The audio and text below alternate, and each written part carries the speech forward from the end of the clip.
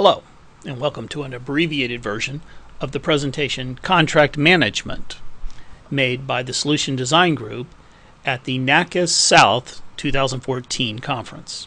This presentation was made on April 13th during the first session, and this abbreviated version contains solely the Solution Design Group portion of the presentation. Good afternoon, and welcome to our session on contract management. The theme of this year's NACAS South Conference is Unlocking the Future, where change is inevitable, but success is optional. Anytime someone starts talking about unlocking the future or predicting the future, after a few moments, invariably someone will bring up the fact that science fiction writers are great predictors of the future. All you have to do is look at Jules Verne's writing in 1870 about a vessel that could travel under the sea, and how less than 100 years later, there we were, traveling under the sea in submarines. As a matter of fact, the USS Nautilus was even named after Verne's ship. Some of us, though, that may have come to age a little bit later, like in the 80s, we might be a little bit more cynical of the sci-fi writers because, hey, we're still looking for our hovercraft DeLoreans. We may not be as trusting of the science fiction writers. There is no doubt that change happens and the future comes. And predicting the future is a lot about predicting change. Hence the topic of the conference, where change is inevitable. There are different kinds of change. There is transformative change. A little bit more than 100 years ago, the fastest way to get from one side of this country to another took you 4 or 5 days, and you traveled on a railroad car. Today, you do it in 3.5 to 4 hours, and you fly through the air. The disruptive change, or the transformative change that came about with the Wright brothers inventing or learning how to fly, is what brought us that kind of change. And lots of folks are always looking for transformative change. But change can take on other looks. There is also transitional change. If you look back to 1876 and the first telephones, they basically worked on the concept of a human working to connect a circuit between two other people and allowing a conversation to talk. You need only remember Andy Griffith picking up the phone and saying, "Sarah, connect me with Aunt B." And Sarah would plug in the switchboard. Really, 100 years later, a lot of that hadn't changed. It had been more transitional, small changes along the way that made it easier. We had sort of outsourced that connecting to a automated dial pad or a punch tone dial pad, and you were able to determine who you wanted to talk to yourself without having to involve Sarah. And even today, with our smartphones sitting on our hip, we still dial a number, and while the wires don't exist anymore and the operators aren't there, we're still effectively creating a circuit between two people. So we've had transitional change, small amounts of change that have been planned and brought into play to allow us to move from one area to another, one technology. And then there's transactional change. These are small little changes that happen as you go through time. And a good example of this might be something like the Apple logo. It originally started out as Newton sitting underneath an apple tree. A couple of years later, they decided that was really just too cerebral, so they changed it into an apple. And really, from the time it became the rainbow apple until today, the changes have just been very small little transactions. It went from the rainbow apple to a solid colored apple, now to the sort of gray metal burnished apple. But when we start talking about change and what people want to do, a lot of folks want to predict and know what's happening and unlock the future with that transitional change, or the transformational change. And the transformative change in higher ed that a lot of folks are talking about are things like the shrinking generations, the move to web-based instruction, and there's even an undercurrent out there talking about the higher education financial bubble. As a matter of fact, it's interesting. In a recent survey of 457 college and business university officers, they were asked to agree or disagree with the statement that significant numbers of colleges face financial crisis are overblown. Interestingly, overall, 64% of these people disagree. 64% of college business officers disagree that the reports are overblown. That means there's a significant number of people that realize that higher education is facing a little bit of a financial crisis. Whenever we drill down into those numbers, though, we find out a little bit more. When these same 457 folks were asked what strategies are important for reducing your operating expenses in the near future, helping to get a handle on that financial problem, 45% agreed and said using technology tools, that is business analytics technology, to evaluate programs and identify the problems and improvements. That was a necessary step, something they needed to do. But what's even more interesting is whenever we drill down a little bit further. Do you have the tools for a change? My institution makes efficient use of technology resources and services. Only 10% agreed with this statement. Interestingly enough, the disagree number on this statement was 18%. My institution uses an analytical framework to make decisions on spending. Less than 2 in 10 agree that that analytical framework is in place. And finally, my institution has the data and information it needs to make informed decisions about the performance of administrative technology. Less than 1 in 10 of these business officers agree they had the data and the information they needed. And that's where contract management can come into play. In our traditional contract management environment, you'll see something that looks like the picture here on this slide. You'll see maybe a binder with some ledger sheets. You'll see an Excel spreadsheet, maybe a couple of Word documents or on the back part of that screen. And you'll see a manila file folder that goes in a vertical file somewhere. The contract manager is going to do their best to try and keep track of important dates like the date the contract starts and ends. They will hopefully try and track when the payments come in for that contract. And they'll try and enforce a few of the provisions of the contract, the 1 or 2 that they remember from reading it and that seem the most important. And some folks will attempt to track, for instance, like the sales on a vending contract or the sales on a bookstore or dining contract, but there may not be a lot of importance put on tracking that because of the difficulty of doing it in your traditional spreadsheet environment. What we offer is a way for you to get some of that data and start using it more proactively. We offer Revenue Vision. It's a cloud-based software solution that puts all your data in one place. It provides a common user interface for all of your contracts. The data, since it's in a database as opposed to in a spreadsheet, can be queried and analyzed much easier. Your reporting standards across all contracts. Whenever you run a contract summary report, it looks the same for your vending as it does for your bookstore and has that same important information in the same place so that you don't have one person's version of a contract summary in a Word document and another person's version in a Excel spreadsheet. And it limits the spreadsheets, the limitations of spreadsheets are removed. And we can automate a number of repetitive tasks. For instance, date management can be automated. Once the dates are input into the Revenue Vision system, we can then alert you and let you know that dates are going to happen. A great example of this is you may know that your contract expires on the 30th of June in 2014. What you may not remember, but you can put in and have automatically tell you, is that you need to inform the vendor 30 days ahead of time if you're not going to continue that contract. Otherwise, it automatically renews at the same terms for another year. Furthermore, let's say it's a vending contract. If you have a vending contract that expires on the 30th of June and you're thinking about changing it, you probably want to put an RFP on it. So you'd probably like to automatically know the 1st of January you need to start working on that RFP. Because remembering on the 15th of June or even the 15th of May that you want to go out for RFP on the new vending contract does not give you enough time to do it. We can automate the commission calculations. This can allow you to collect raw sales data and then calculate the commission to verify that the information you're getting from your vendor matches what you think you should be getting paid. You can analyze sales, you can analyze the commissions, and you can verify your self-reports.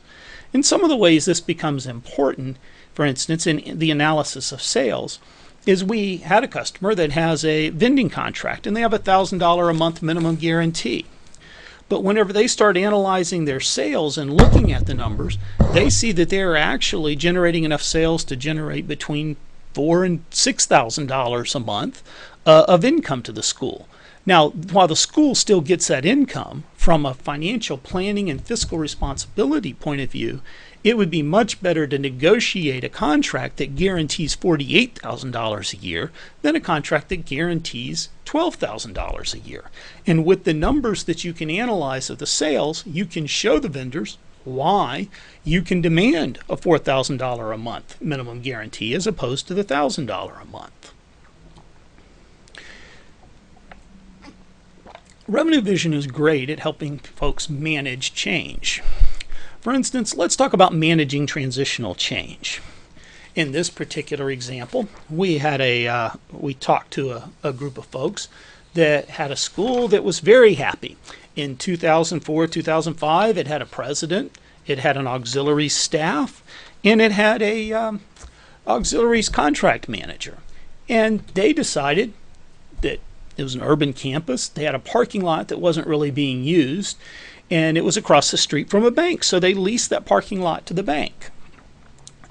As you can see in the little example of what we had pulled out of Revenue Vision after we were setting the contract up for them and going back and looking at the history, each year had a $25 increase in the rent. In addition, there were some provisions that we're not showing here. For instance, the bank was responsible for striping the parking lot, maintaining the parking lot, plowing it, and those kinds of things. Well, what happened was change. A new president, a new CFO, a new auxiliaries manager came in. And that happened sometime over, actually all three of these people changed over those years that were there. And by the time we showed up in 2011 and started looking at the contracts, the first thing that we did whenever we looked at it was said, wow, did you guys realize this contract has expired? And to be honest, while the school had been continuing to receive the $900 a month from the bank, no one had ever looked at the contract or the responsibilities of the contract. So the school had actually plowed and resurfaced the parking lot, things they weren't responsible for. The school had missed out on 6 years of potential escalations. All of this from the change that happened, and in this case the change was a personnel change that caused an item to sort of fall between the cracks because each contract was managed separately and in vertical files. A more happy example of managing transitional change occurred for a Revenue Vision customer that had, once again, its university the CFO, the auxiliary staff were there, and a new CFO showed up. The new CFO had lots of questions. They questioned year-over-year sales. They questioned year-over-year commissions. They wanted to know how contracts were performing year-to-date, fiscal year-to-date and calendar year-to-date. They had a lot of questions. Where do we stand when, in terms of if we wanted to get out of this contract for the amortized investments that are in the contract? One of the things this school said, and actually in this case we can tell you if you have any questions about this kind of environment of managing change, you can talk to Mark Craner at George Mason. Mark said one of the things that he was happy about was with Revenue Vision and the data at his fingertips instead of buried in spreadsheets and Word documents, he was able to answer the new CFO's questions in minutes instead of days. It's a much nicer introduction to a new C-level officer if you can say, hey, I'll have that answer for you by lunch, as opposed to saying it'll be next week. So Revenue Vision can help in managing transitional change. Another example that's perhaps more specific in looking at the data is transitional change. We're used to these kinds of vending machines. I know my favorites sit right up there on that second row, Snickers and Reese's and Milky Ways. But there's a movement afoot to try and replace those vending machines with, say, healthier options, which would be good for all of us. At this particular school, they've replaced in February of 2013, they installed a healthy snack vending machine. You can see the existing snack vending machines down there.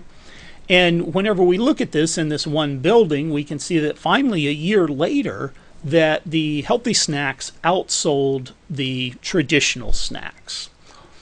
Now, what's interesting about this is we've just collected simply the raw data from the vending vendor. And whenever we drill down, we actually see a little bit more information that's helpful to us.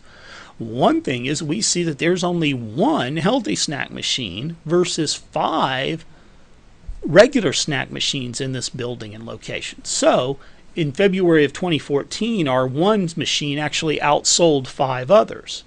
However, if we look a little bit more detail, we can see that February 2014 data for 2 of our regular machines, zeros were reported.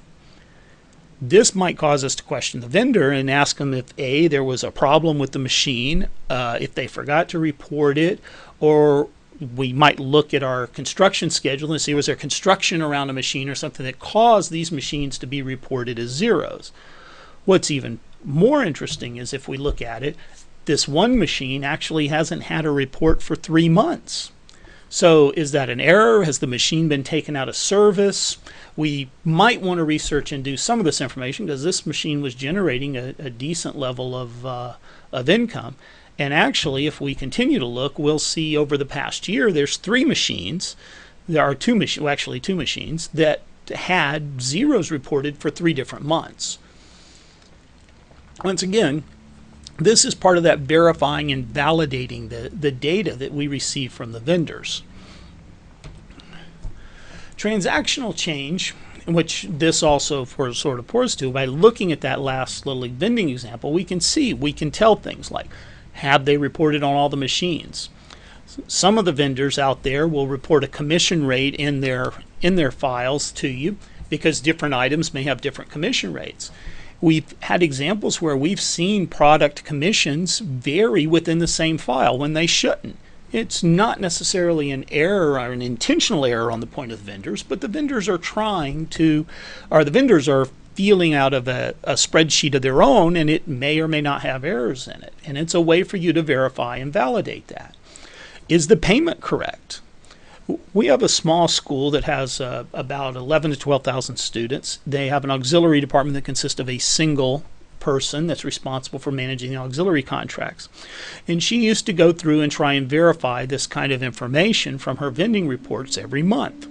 She had a beverage vending contract and a snack vending contract.